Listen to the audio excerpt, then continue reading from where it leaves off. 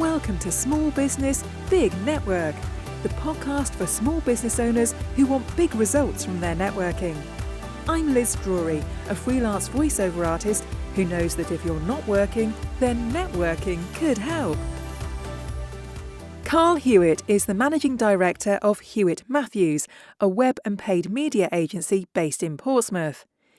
He says that networking events are great opportunities to work on your communication skills. Thank you very much for being my podcast guest today, Carl. Oh, thank you so much for having me, Liz. It's lovely to speak with you. Now, you're the MD of a web and paid media agency, but I believe you started your first business when you were only 15. Tell me about that. Yeah, so my first venture into sort of businessy world was about 15, and my plan was, as YouTube gaming was getting bigger and bigger, and the sort of, I suppose, the original influencers, if you like, on YouTube were becoming a thing. Everyone loved their sort of custom controllers at school for the games they were playing. So I'd looked into how to sort of dismantle those, spray paint them, customize them, and then put them back together and sell them on. So I was trying to sort of recreate some of those ones and also make some custom designs as well, and probably give myself some paint fumes at the same time, which would explain a lot. So did you make any money at it?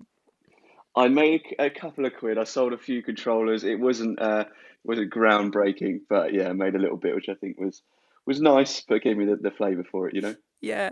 And so what was your next business after that?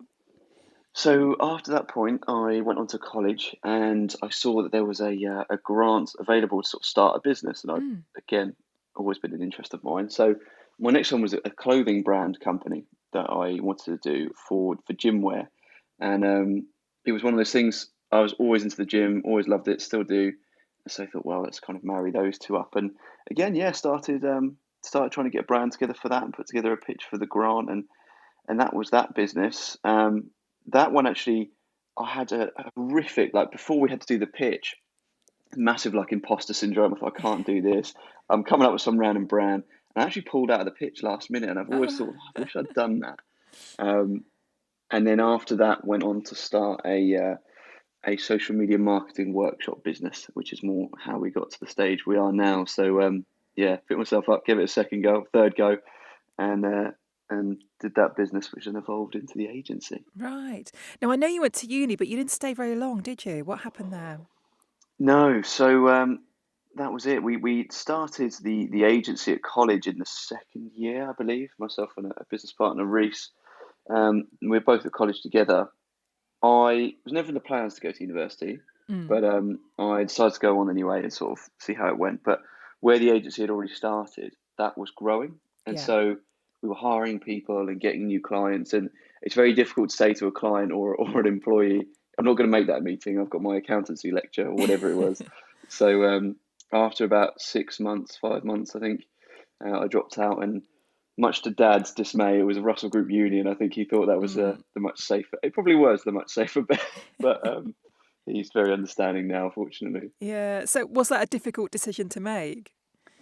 It was an interesting one. We actually did it on the advice of a mentor, really. I think I was really looking to take the business full time, but you often need that kind of nudge to say, yeah, it's the right thing to do.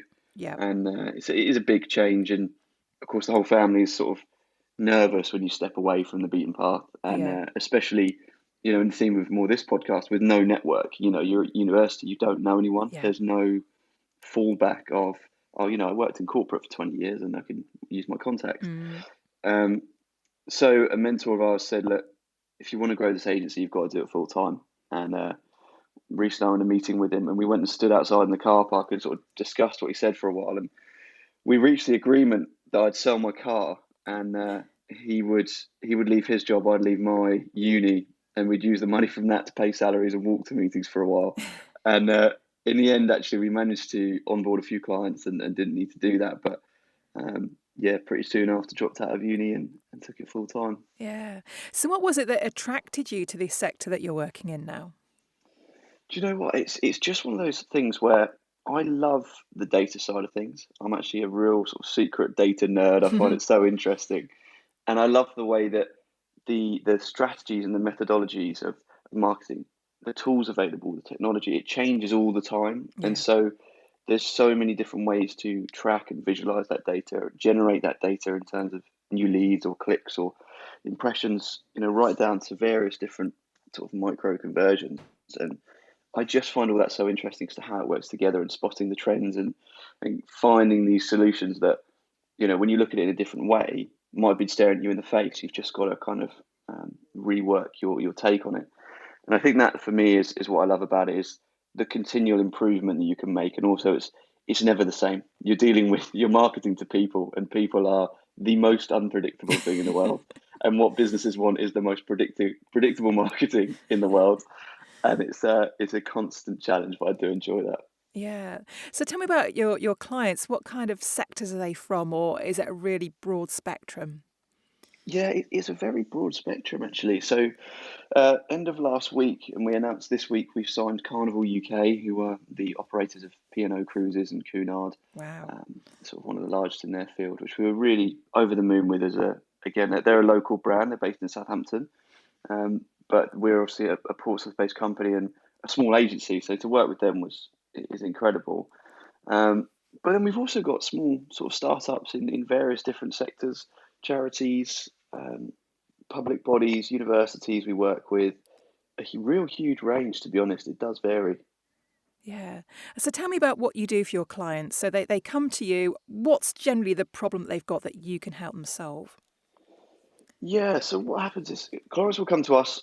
There's usually the general gist is they want to grow the business. They want to own their revenue source a bit more. They might be reliant on a third party. So insurance is a really great place for us because a lot of people are reliant on comparison sites and they Mm. want to own their own, policy sale, lead generation process. And so they may come to us for marketing around that and running Google ads usually or social media ads to drive those leads and get conversions and sales for them.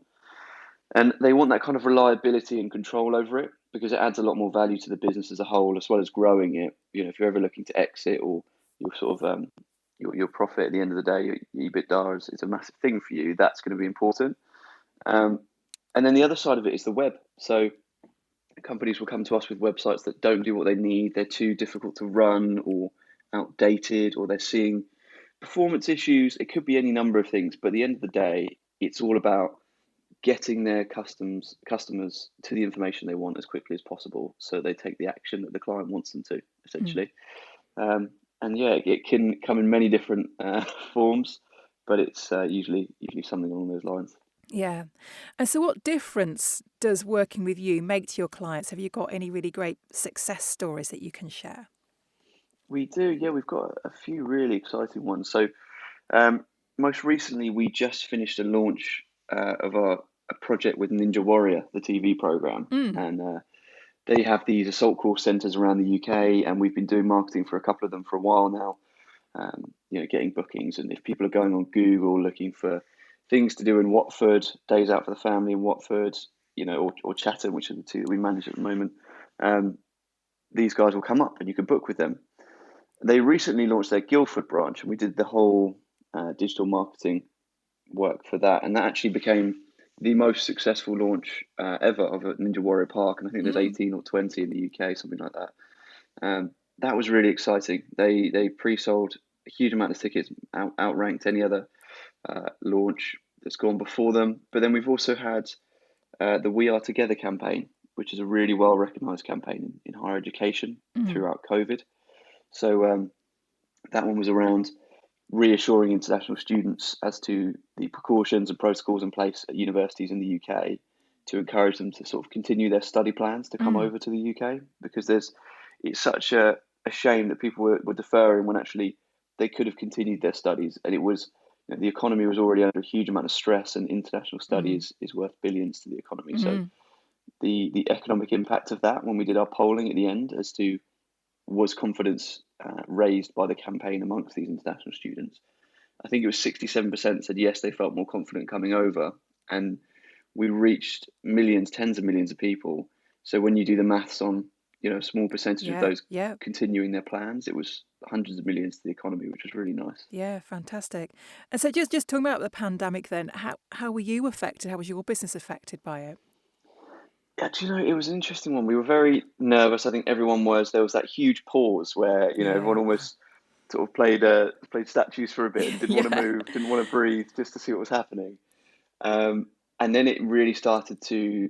I'll be honest, we grew because we're digital and we're Hmm. online, and that was really where it had to go. And so we did. One of the very few positives was we did grow during that period, which was obviously nice to have. Very fortunate. I'd love to say it was good strategic planning, but it's pure lottery, I think, as to what Yep. industry Yep. you were in.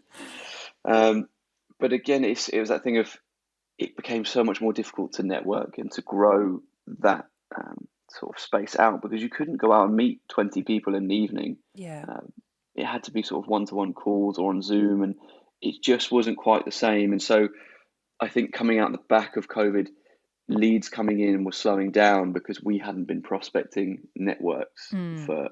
for a year or so properly, and so we had to then ramp that back up and pick that up. So that's been a big focus Yeah. after COVID. Yeah. So how were you using networking prior to COVID? So how much networking were you doing for the business? I was doing a real fair amount. I think because when we started the company, as I say, we were 17 when we set this up, so there was no network. It was mates at school who were Mm. who were studying A levels with you, and so networking was a massive thing. And we're also in an industry where nobody trusts the marketing of a marketing company. They want to have a recommendation because you can make yourself look great, and that's Yeah. fine. But that's the thing. There's no barriers to entry. Anyone can spin up a site and say, "I'm a marketer. I'm a Hmm. website developer," and you don't know. So that's why networking was so important to us. It wasn't even necessarily to work with the people we met, but just to sort No. of grow that name and have a face and a presence and prove we're real and we're there. And then when anyone has a requirement, we sort of come to the forefront of their mind. And that's been huge for us. I think our biggest, well, what used to be our biggest website project a few years ago, I remember, came off the back of one networking event maybe 5.5 years ago, and we onboarded a very, very small monthly retainer client. Hmm. They recommended us to a larger monthly retainer client who then wanted a website and a brand. And then they recommended us to a large e-commerce business. And that was over the course of like 3.5 years. Yeah. And people just don't give it enough time. So I think Yeah. that's really the thing for us and how it's impacted our business is giving it time but being consistent with it and patient. Yeah. It's been huge. Yeah, absolutely. So when the lockdown happened, did you switch straight away to online networking? Yeah, we did actually. We went pretty quickly into that. We were always big on. I like a one-to-one Zoom meeting with someone to understand their company, see what they do, and then learning that as opportunities come in, you could start to pass those out to people that you think will genuinely be good for it. So we were already doing a fair amount of that. So it was a fairly natural progression for us, where we've always wanted to be more of a national, international agency. So yeah, we fairly quickly adopted that, and it was a good, quick transition. But I think the events themselves needed to kind of uh, take that time and have that time Hmm. to learn how to be run properly. Yeah, yeah, yeah. There was a sort of bit of a catching up period, wasn't there? There where was. where people were learning how to use Zoom and how to make the best of the new situation, I suppose. Exactly, and I think we've all heard the horror stories of people not understanding how microphones or cameras get turned Oh on and yeah. off, and things like that. So there were some logistics that you could tell the early events just needed the opportunity to be ironed out a bit more, but pretty soon after it was fairly plain sailing. Yeah. So what's your sort of networking situation now? What are you still doing online? Do you do face to face? Are you doing a mixture? How much are you doing? Yeah, I'm doing a real. It's all face to face at the moment. A lot of it, online networking for me is now kind of anyone who I come across on LinkedIn who I love their work, or I find what they're doing interesting, or I find them interesting as an individual. I'll tell them and see if we can have a conversation. Mm. So that's kind of my online networking. But in person, yeah, doing a good amount of that at the moment. We are really putting an emphasis on growing our network in London specifically. Hmm. And so I'm in London, the last I've been there for the last 5 working days of the last 2 weeks. So um, pretty much most days, half the time, I'm up in London, networking events, meeting people, trying to sort of establish a base there. You're sort of doing 3 networking events a week, roughly 2 to 3, which has been really good so far. I met some really nice people, and I think that's going to be a fruitful exercise over the next sort of 6 to 12 months. Yeah. Now, I imagine that you're probably among the younger end of the people that are networking. Why would you recommend for other sort of young and business startups to get going with networking?